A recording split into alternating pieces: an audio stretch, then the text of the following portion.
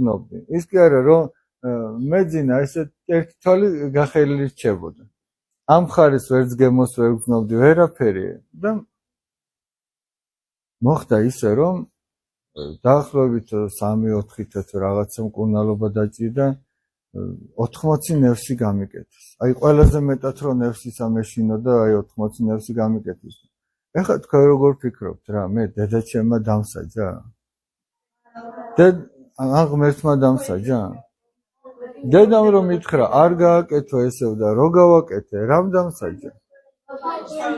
ჩემმა გაკეთებულმა საქმე მოიწია ჩემ თავზე ეს, თორე დედამ კი მაპატია. ღმერთმაც მაპატია, მაგრამ მე იმის გამო რომ არასწორად მოვიქეცი, მე ხო გამოვიარე ამდენი განსასწრებელი რომ მთელი ამდენი თვეები მე მკურნალობდი და ცუდად ვიყავი, ხო მართალია? ანუ ნახე რაზეა ლაპარაკი. ღმერთის, მოძღვარის, მშობელიც გეუბნება შენ როგორ უნდა იყო კარგად. თუ დააშავებ, კი გაპატიებს. მაგრამ რო დააშავე იმ შედეგებს ხო შენ თავზე იწნევ მე შენთვის.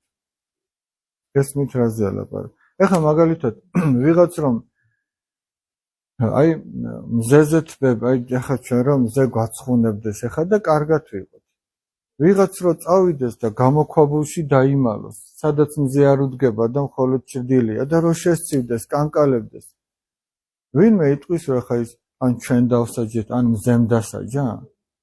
თვითონ წავიდა, მასაც შეუძლია გამოვიდეს და მიეფიცხოს მზეს და გათბება.